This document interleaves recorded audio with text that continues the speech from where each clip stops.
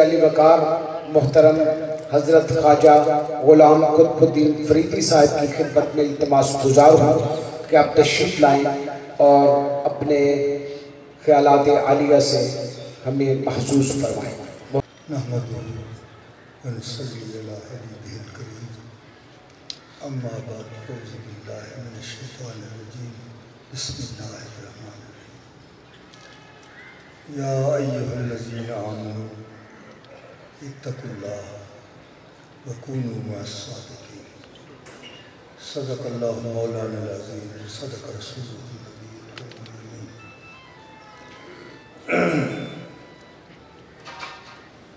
میزبان محفل، مسند رائے آستانہ عالیہ گلی شریف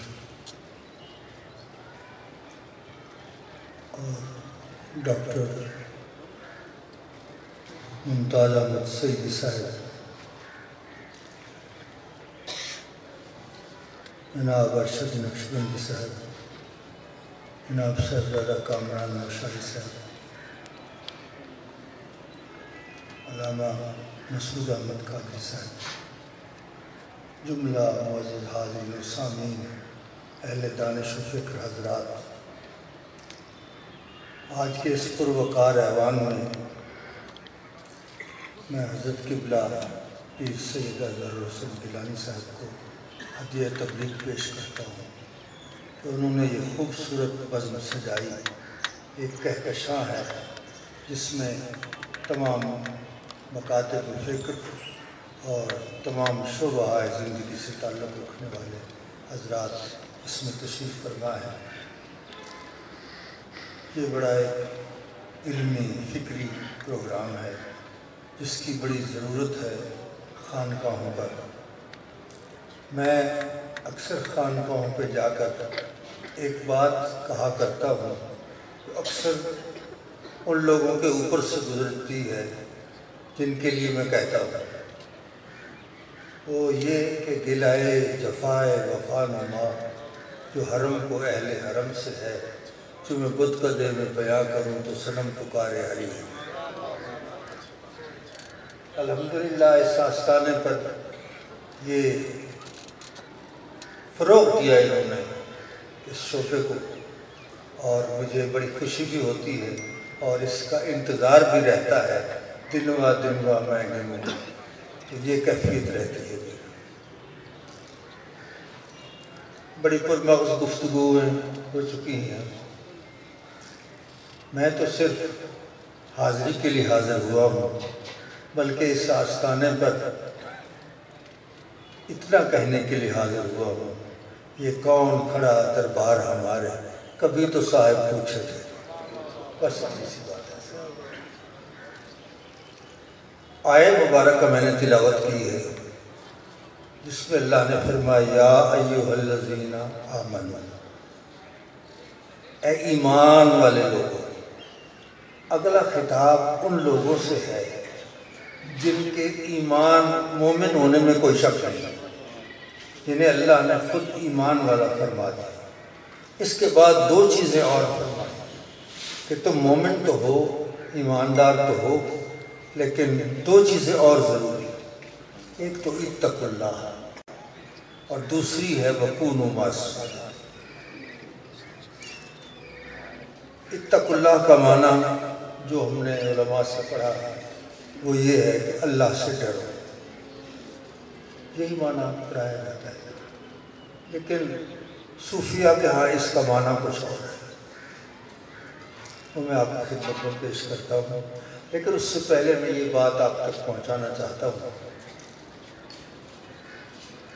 کہ معنی جو ہوتے ہیں ان میں کچھ فرق ہو جاتا ہے۔ کیوں؟ اس لیے کہ ہر ایک کا زاویہ نظر الگ ہوتا ہے۔ علماء بھی ترجمہ کرتے ہیں، صوفیہ بھی ترجمہ کرتے ہیں۔ علم کا انکار نہ اس طرف ہو سکتا ہے نہ اس طرف ہو سکتا ہے، علم دونوں طرف ہے، لیکن اس علم کا فرق ضرور ہے۔ کیسے؟ جیسے ایک آدمی نے پڑھ لیا کہ کہ چینی میٹھی ہوتی ہے، اس نے کبھی چکھی نہیں، صرف پڑھ لیا۔ اور ایک آدمی وہ ہے جس نے چکھی ہے۔ تو کچھ لوگ پڑھ کر بتاتے ہیں، کچھ لوگ چکھ کر بتاتے ہیں۔ کچھ لوگوں کے پاس علم الاوراق ہے اور کچھ لوگوں کے پاس علم الاذواق ہے۔ تو عام علماء جو ہیں ان کے پاس علم الاوراق ہے، ورقے میں جو لکھا ہوا ہے، اور صوفیہ کے پاس علم الاذواق ہے، وہ ذائقے چکھ کے پھر بتاتے ہیں۔ یہ فرق پڑتا ہے۔ تو اب صوفیہ کا ترجمہ میں عرض کرتا ہوں۔ یہ بات سن کے اللہ سے ڈرو ڈرو ڈرو، ایک ڈراؤنا سا ماحول پیدا کر دیا گیا کہ بس اللہ کا نام آئے تو ڈر جاؤ۔ یہ نہیں بتایا جاتا وہ محبت کتنی کرتا ہے۔ 70 مائیں اتنی محبت نہیں کر سکتی جتنی وہ محبت کرتا ہے۔ تو پھر اتقوا اللہ کا معنی کیا ہوگا؟ ایک حدیث پاک میں عرض کرتا ہوں۔ صحابہ کرام فرماتے ہیں کننا اذا اشتد الحرب، جب جنگ زوروں پر ہوتی تھی تو ہم کیا کرتے تھے؟ اتقینا برسول اللہ صلی اللہ علیہ وسلم، ہم حضور کو اپنے درمیان اور دشمن کے درمیان لے آتا تھا۔ اتقوا اللہ کا معنی یہ ہے کہ جب تم پر نفس حملہ کرے، جب تم پر کوئی دشمن حملہ کرے، جب تم پر کوئی شیطان حملہ کرے، اللہ کی ذات کو درمیان میں لے آؤ، تم پہ کوئی کسی چیز کا اثر نہیں۔ اتقوا اللہ کا معنی یہ ہے صوفیہ کا۔ اتقوا اللہ، اور ایک تو خدا کی ذات کو درمیان میں لاؤ، اور اس ذات کو درمیان میں لانے کے بغیر عبادت ہی نہیں ہوتی۔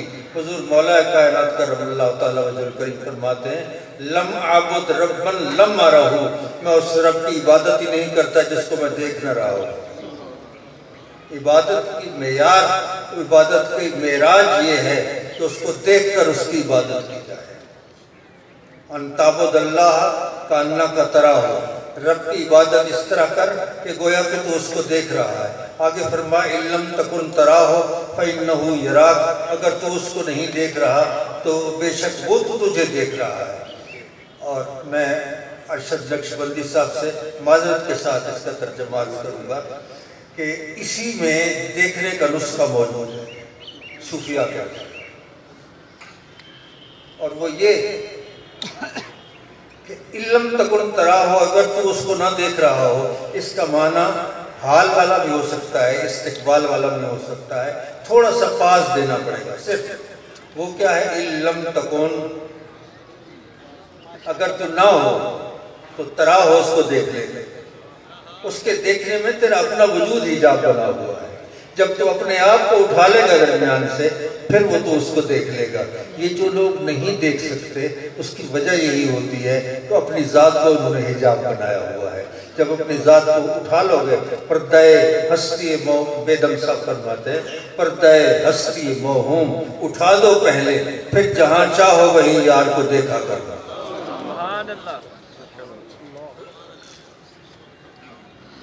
تو حضرات، دوسری بات جو اللہ نے فرمائی، ایک تو اتقوا اللہ، اور دوسری بات یہ فرمائی وَكُونُوا مَعَ الصَّادِقِينَ، اور سچے لوگوں کے ساتھ شامل ہو جائے۔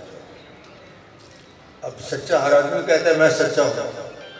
سچ دو طرح کا ہوتا ہے، ایک سچ یہ ہے مخلوق کے ساتھ سچ بولنا، ایک ہے خالق کے ساتھ سچ بولنا۔ مخلوق کے ساتھ سچ بولنا آسان ہے۔ آپ نے نماز پڑھی ہے، آپ کہتے ہیں میں نے نماز پڑھی ہے، سچ ہے۔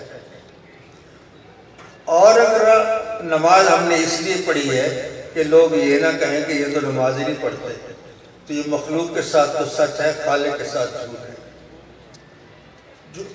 وہ نماز کون سی ہوتی ہے؟ قُلْ إِنَّ صَلَاتِي وَنُسُكِي وَمَحْيَايَ وَمَمَاتِي لِلَّهِ رَبِّ الْعَالَمِينَ، میری نماز، میری قربانی، میری زندگی، میری موت ساری کس کے لیے ہے؟ اللہ کے لیے ہو۔ اپنے لیے مخلوق کے لیے بھی نہ ہو، اپنی ذات کے لیے بھی نہ ہو، وہ صرف اس کی محبت میں جو پڑھی جائے وہی نماز ہے، وہی قربانی ہے، وہی زندگی ہے، وہی موت ہے۔ اسی لیے یہ صوفیہ کرام جن کے آستانے پر ہم آئے ہوئے ہیں، ان کا مقام اسی لیے بلند ہے کہ من کان للہ کان اللہ لہ، جو اللہ کا ہو جاتا ہے اللہ اسی کا ہو جاتا ہے۔ انہوں نے اپنے آپ کو اس کے حوالے کر دیا، اپنے تمام اختیارات ختم کر دیے، آپ دیکھیں مولانا روم نے ایک خوبصورت مثال دی. وہ فرماتے ہیں یہ بنسری جو بجتی ہے ذرا اس سے پوچھو اس میں درد سوز اتنا کہاں سے آ گیا ہے. تو اپنا وہ حال بیان کرتی ہے بنسری. وہ کہتی ہے میں جنگل کا ایک کانا تھا. وہ کہتی ہے میں جنگل کا ایک کانا تھا, وہاں ایک پودے میں تھا, اس میں میرے رشتہ دار دوست احباب عزیز و اقارب. میں سدیدی صاحب کی نظر ایک شیئر کرتا ہوں. یارب کہ چشمائیس محبت کے من نظاں یک جرا خردم و دریا گیستم.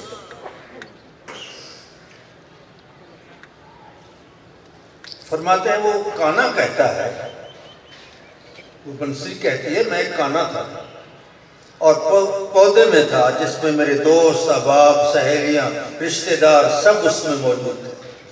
پھر میں نے کیا کیا, وہ اپنے سلوک کے راستے کی بات کرتی ہے. پھر میں نے کیا کیا, ایک کی خاطر میں نے سب کو چھوڑ دیا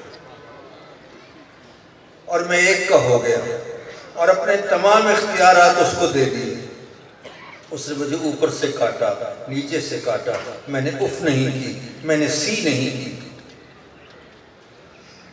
کیوں؟ تیر پہ تیر کھا کے جی, یار سے لو لگا کے جی, اپنے لہو پہ گھونٹ پی, آہ نہ کر لبوں کو سی, عشق ہے دل لگی نہیں.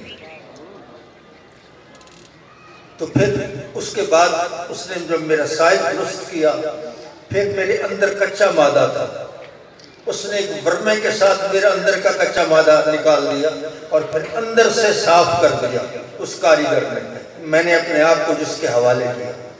جب وہ اندر سے صاف کر دیا تو اس کے بعد اس نے مجھ میں سوراخ نکالے اور بڑے سر میں نکالے. اس کے بعد جب اندر سے چمکا دیا, سوراخ سر میں نکال دیے, اس کے بعد پھر وہ کہتے ہیں کہ بنسری کہتی ہے میرے دو منہ بن گئے. ایک منہ جس سے آواز نکل رہی تھی, ایک منہ جس میں آواز ڈالی جا رہی تھی. جس سے آواز نکل رہی تھی اسے تو سب لوگ دیکھ رہے تھے, اور جس میں آواز ڈالی جا رہی تھی وہ اس نے اپنے منہ میں ڈالا ہوا تھا, اس کو وہ چھپا ہوا تھا اس کے منہ میں. بولتا وہی تھا اور نام میرا ہوتا تھا. تو یہ اللہ والے جو ہیں یہ اپنے آپ کو جب اپنے شیخ کے حوالے کرتے ہیں تو پھر تمام اختیارات اس کو دے دیتے ہیں. پھر وہ اس کی تراش خراش اس کی تہذیب کرتے ہیں اور اس کے بعد پھر اس کو اندر سے صاف کر دیتے ہیں. پھر اس کے جو سوراخ ہیں نماز, روزہ, حج, زکوٰۃ, یہ سارے سر میں کر دیتے ہیں. اور یہ سر ہے کیا؟ عشق رسول صلی اللہ علیہ وسلم ہے. اس کو سارا عشق میں ڈھال دیتے ہیں تو پھر اس کے دو منہ بن جاتے ہیں. عارف روم کہتے ہیں دو دہاں دارین گویا ہم چوں نئے. جس طرح بنسری کے دو منہ ہوتے ہیں اللہ والے کے بھی دو منہ ہوتے ہیں. یک دہاں پنہاس در لب ہائے وے, ان کا ایک منہ اس کی ذات کے منہ میں چھپا ہوا ہوتا ہے. بولتا وہی ہے, نام اس کا ہوتا ہے. گفتہ گفتہ اللہ بود کرچی از حلقوم عبداللہ.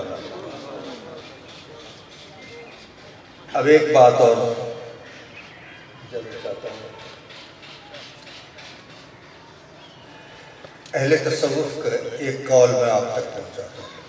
یہ ایک علمی ادارہ بھی ہے, روحانیت تصوف کا بھی ادارہ ہے.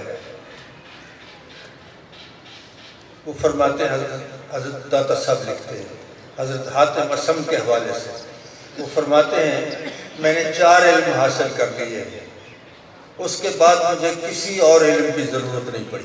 یہ بات پلے باندھنے والی ہے. 4 علم میں نے حاصل کر لیے ہیں, اس کے بعد مجھے کسی علم کی ضرورت نہیں پڑی. کون کون سے؟ فرمایا ایک تو مجھے یہ علم ہو گیا, یہ علم حاصل ہو گیا کہ میرا رزق مقسوم ہے, میرا رزق لکھا ہوا ہے, اس سے نہ بڑھ کر ملے گا نہ کم ملے گا. تو پھر میں رزق کی خاطر کیوں بھاگا, خواہ کوشش کیوں کروں؟ میرے مقدر میں جو رزق لکھا ہوا ہے وہ مجھے مل کر رہے گا. ایک بات, ایک تو یہ. دوسرا یہ کہ مجھ پر میرا فرض ہے جو میں نے خود ادا کیا. عبادت کا فرض ہے مجھ پر جو میں نے خود ادا کرنا ہے، میری جگہ پہ کسی اور نے نہیں ادا کرنا۔ دو، تیسری چیز یہ کہ میرا جو مالک ہے وہ مجھے ہر وقت دیکھ رہا ہے۔ جب یہ علم ہو جائے کہ میرا مالک ہر وقت دیکھ رہا ہے، انسان غلطی نہیں کرتا۔ تین چیزیں۔ اور چوتھی چیز یہ کہ ایک موت ہے جو مجھے ڈھونڈ رہی ہے، وہ مجھے پا کر رہے ہے۔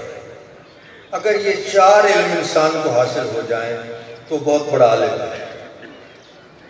ویسے علم اکثر لوگ اپنے آپ کو بڑا صاحب علم سمجھتے ہیں، وہ ہوتے نہیں۔ مثلا کہتے ہیں اگر ایک آدمی یہ کہتا ہے کہ مجھے علم ہے اور وہ نہیں جانتا تو وہ جاہل ہے، اور ایک اور ہے جو کہتا ہے میں نہیں جانتا اور وہ جانتا بھی نہیں ہے، وہ کہتا ہے میں نہیں جانتا، وہ عالم ہے۔ اسے اتنا تو علم ہے نا کہ میں نہیں جانتا، یہ بھی ایک علم ہے۔ افسوس کی بات یہ ہے کہ ہم نے علم تو حاصل کر لیا، عشق سے فارغ ہو گئے۔ علامہ نے کہا عشق سیتے کے جگردار اڑالی کسی، علم کے ہاتھ میں خالی ہے نیام ایسا۔ جب علم عشق سے خالی ہو جائے گا تو علم میں بھی سرور ہے، لیکن یہ وہ جنت ہے جس میں حور نہیں۔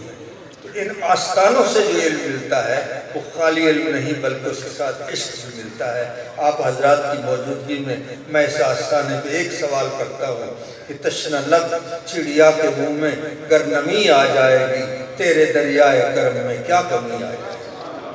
اب میں قبلہ سجادہ نشین صاحب کے لیے دعا گو ہوں، ان کی کاوشوں کو میں دل سے ان کی قدر کرتا ہوں، اور میں دعا گو ہوں کہ دور میں ساغر رہے، گردش میں پیمان نہ رہے، اور میں کشوں کے سر پہ یارب تیر میخا نہ رہے۔ باخر دعوانا رہے۔ خواجہ غلام قطب الدین فریدی دعا فرض۔